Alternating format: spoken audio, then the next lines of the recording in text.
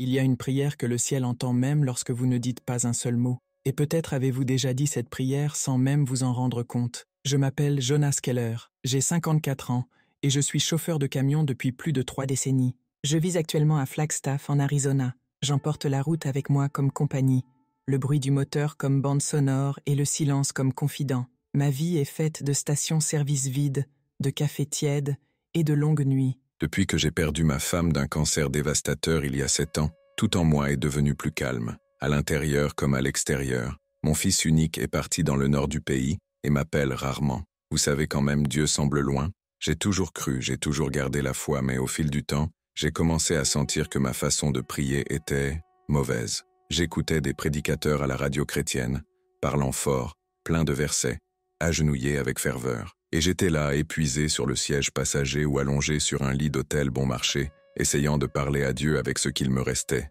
Et ce qui me restait, c'était presque rien. Parfois, juste une pensée. D'autres fois, même pas ça, juste le soupir. Et puis est venue la culpabilité. Est-ce qu'il m'entend comme ça? Je me suis demandé. Allongé? Sans voix? Le doute me rongeait. C'était peut-être un manque de respect. Peut-être que ma prière ne valait rien. Entre la foi qui me soutenait et la peur de décevoir Dieu, chaque nuit devenait un champ de bataille silencieux, jusqu'à ce que la nuit arrive où tout a changé. C'était juste un autre matin, vers 2 heures du matin. Je conduisais sur un tronçon isolé entre Kingman et Seligman, lorsque j'ai remarqué que quelque chose n'allait pas avec le frein à air. J'ai décidé de m'arrêter dans une petite station-service abandonnée au bord de la route. Le vent secouait les vieux panneaux, les lumières vacillaient comme si elles luttaient pour rester en vie, et tout ce que l'on pouvait entendre était le bruit du désert. Je suis sorti de la cabine, avec ma lampe de poche à la main, et je suis allé vérifier les cieux arrière. Je me suis accroupi et j'ai joué avec les connexions. Et puis c'est arrivé, une douleur aiguë,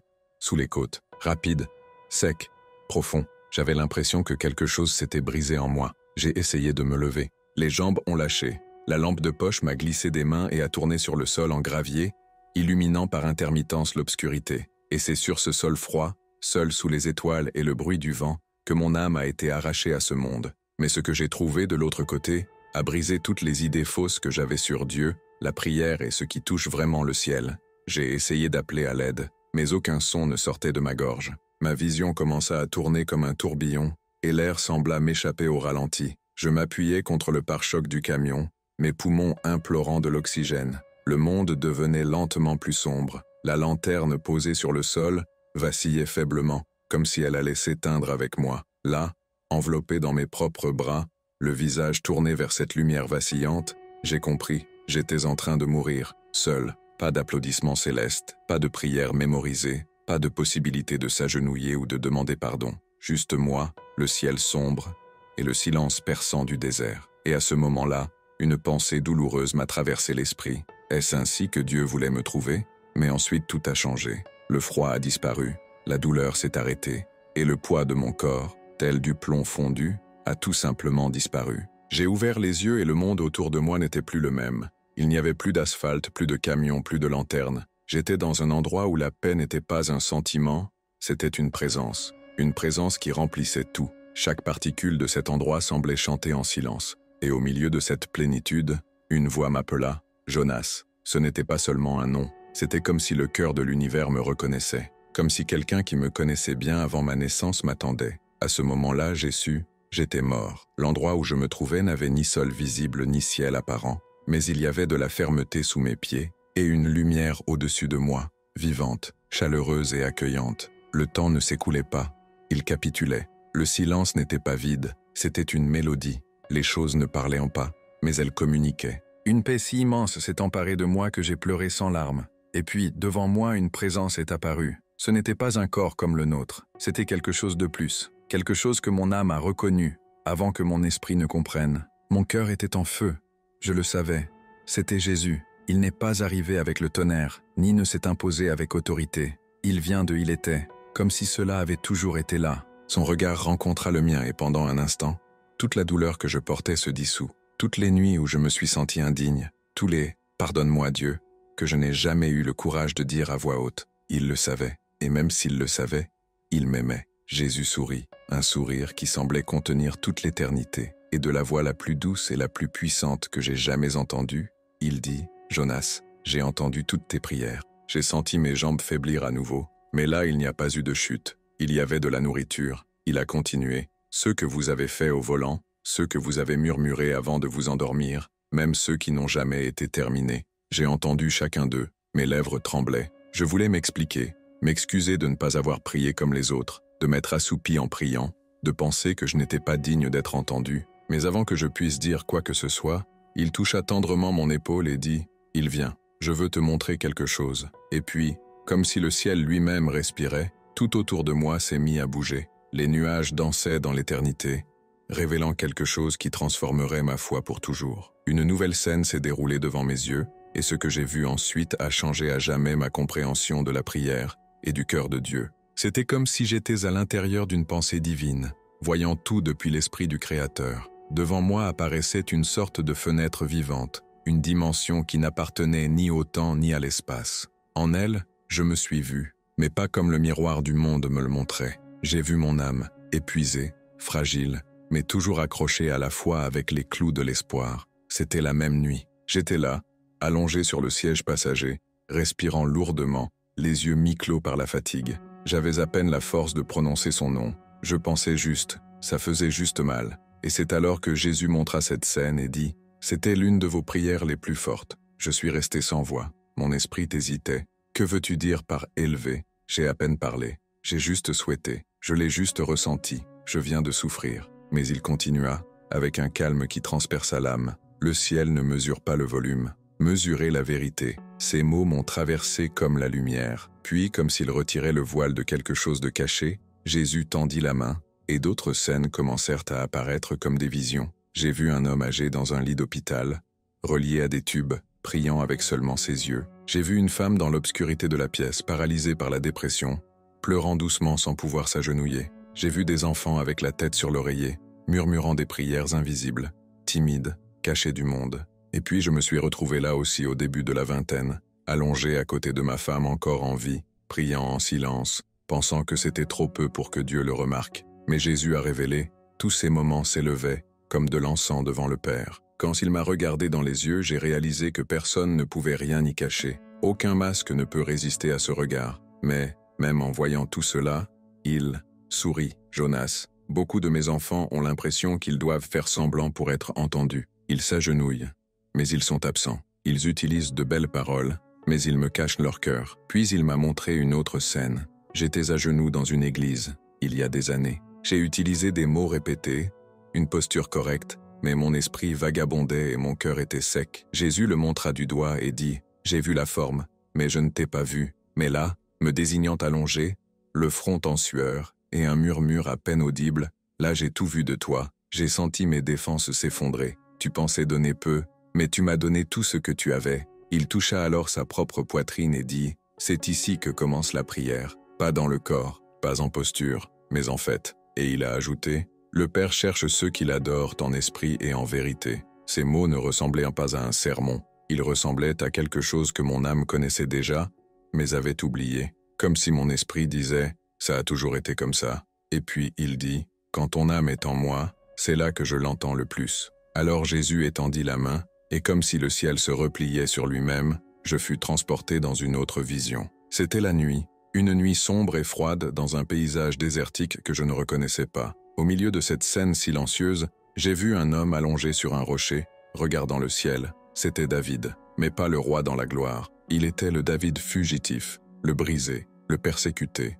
l'humain, vulnérable comme je l'ai été tant de fois. Jésus murmura alors, comme s'il lisait dans mon âme, Psaume 63, verset 6, « Quand je me couche, je me souviens de toi. Pendant les veilles de la nuit, je médite sur toi. » Et à ce moment-là, j'ai compris. Même les prières silencieuses, celles qui se situent entre les soupirs et les larmes, ont un écho éternel. Le ciel n'a jamais été sourd. C'est moi qui étais confus quant à la façon dont il écoutait. Il y avait David, pas le guerrier, pas le roi oint, mais l'homme blessé, allongé sur le sol froid, sans couronne, sans éloge, sans applaudissements. Juste un cœur nu devant le Créateur. Jésus m'a regardé avec la sérénité de quelqu'un qui connaît chaque douleur inexprimée et a dit « Ici, il n'y avait pas de temple, pas de mélodie, juste de la présence, et ça suffit. » À cet instant, comme une douce brise soulevant des voiles invisibles, de nouvelles visions s'ouvrirent devant moi. Une vieille femme allongée sur un lit, les yeux remplis de larmes, murmurant « Seigneur, prends-moi quand ton heure sera venue. »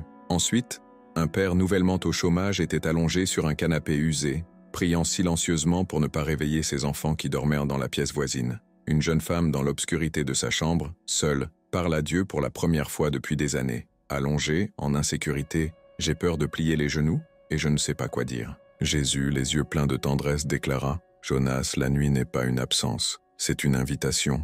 Les lits deviennent des autels lorsque le cœur revient à moi, même fatigué, même cassé, même en silence. » Il a ensuite montré la scène qui m'a déchiré intérieurement. L'aube de ma mort. J'étais là, allongé sur le sol de la station-service, le visage contre le gravier, essayant de dire quelque chose, sans y parvenir. Ta dernière prière, même sans parole, s'est élevée comme une louange. Le ciel n'exige pas de performance. Le ciel reconnaît la reddition. Ces mots ont brisé quelque chose en moi. J'ai pleuré, mais ce n'était pas un cri de culpabilité, c'était du soulagement. C'était la libération. Comme si toutes les années de sentiments d'inadéquation devant Dieu se dissolvaient là, en présence de cet amour absolu. Jésus continua. C'est dans la vulnérabilité de la nuit que beaucoup me trouvent sans masque. Quand le corps renonce à paraître fort, l'âme parle. Et cela dit plus de vérité que 1000 discours mémorisés. C'est alors que j'ai compris quelque chose qui ne m'était jamais venu à l'esprit. Le lit, où je pensais échouer, était l'autel où Dieu m'a visité. L'aube où je ne pouvais que murmurer,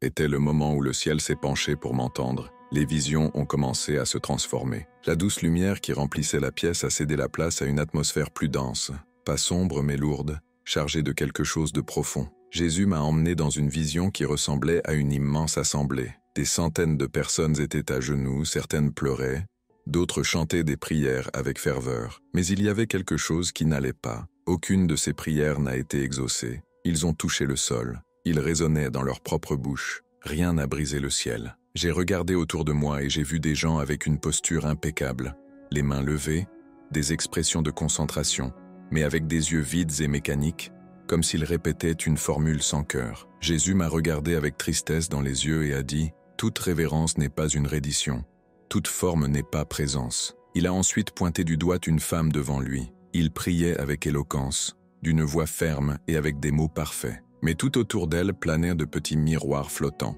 tous face à elle. C'était une scène symbolique, une prière faite pour impressionner, pas pour céder. Jésus conclut, « Il est possible de prier à genoux et d'être absent, mais il est aussi possible de prier allongé et de s'abandonner complètement. » Et là, plus que jamais, j'ai compris. Dieu n'a jamais voulu de ma performance. Il a toujours voulu mon cœur. C'était comme si cette femme priait plus pour être vue que pour être entendue au ciel. Jésus, avec un regard calme mais pénétrant, commenta, « Elle me cherche, mais avec des filtres. Vous voulez maintenir votre image devant les hommes, pas la vérité devant moi. » Peu de temps après, une autre scène est apparue.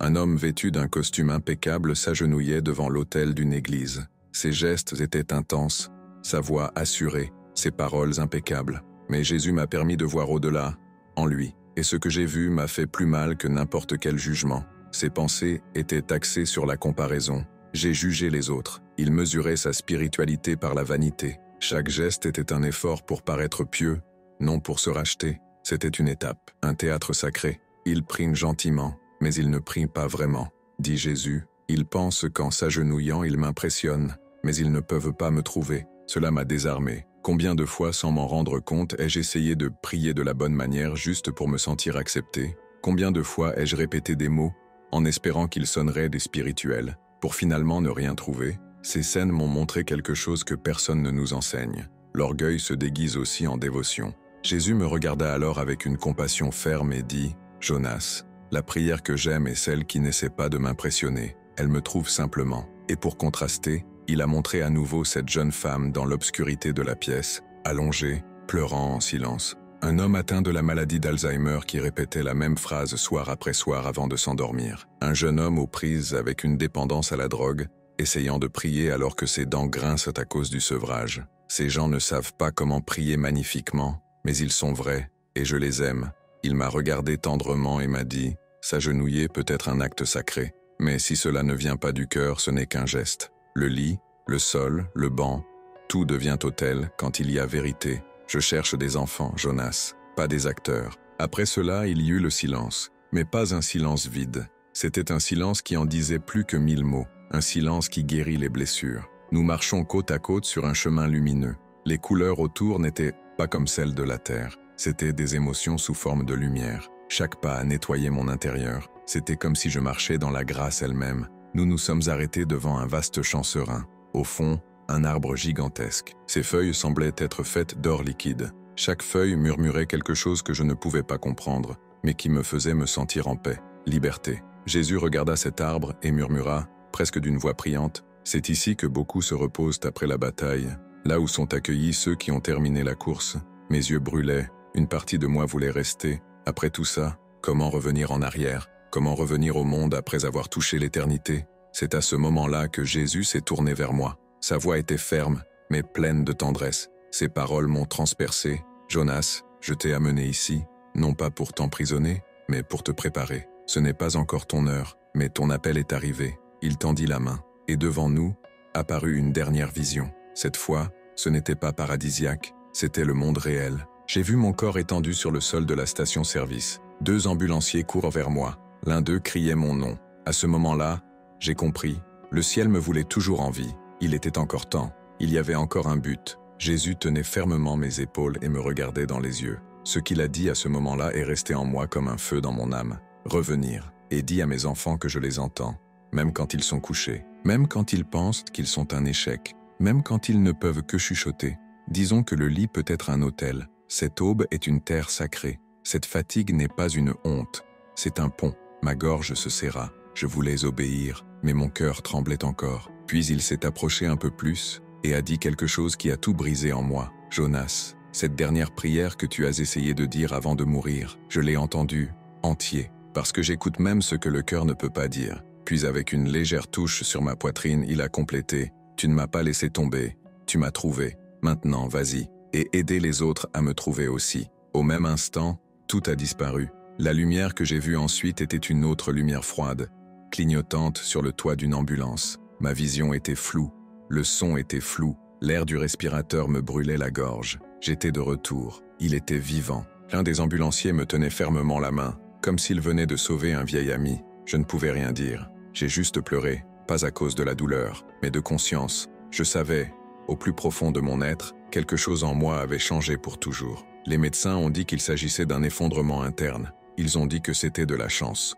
Mais je connaissais la vérité. C'était un miracle. Je n'ai pas simplement échappé à la mort. Je suis allé au paradis. J'ai trouvé Jésus. Et plus que cela, j'ai été touché par lui. Depuis mon retour à la maison, ma vie est simple. Je suis toujours chauffeur de camion. Je continue à traverser des nuits silencieuses, à m'arrêter dans des stations-service isolées, à dormir dans des hôtels bon marché. Mais maintenant, chaque arrêt est un hôtel. Chaque lit est un lieu sacré. Chaque aube est une invitation. Je ne prie plus dans la peur. Je n'ai pas honte de prier allongé. Je ne me compare pas à des voix éloquentes ou à des prières mémorisées. Parce qu'aujourd'hui je sais, avec toute la certitude de mon être, que Dieu écoute le cœur. Il ne s'attend pas à un spectacle. Il ne recherche pas la perfection. Il cherche vrai. Et la vérité, c'est que même quand je pensais que j'échouais, il m'écoutait déjà. Quelle histoire puissante.